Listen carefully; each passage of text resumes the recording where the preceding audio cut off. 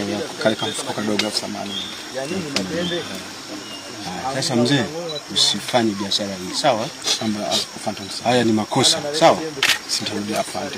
Nimechukuliwa namba ya serikali inisamehe. Haya, wamekusikia. Leo majira ya mchana tumeweza kubaini kuwepo kwa shamba kubwa ambalo imestawisha bangi. Taarifa yenyewe kwa ufupi kuhusiana na tukio hilo ni kwamba katika kijiji hiki kinaitwa Busekeseke.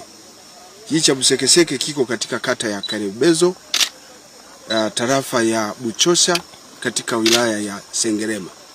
Kuna mwananchi mmoja ambaye anaitwa Mdumuka Kabika, jina maarufu Ziliona Tibakula. Ana umri wa miaka 60 na anaishi katika kitongoji cha Nyerere Road.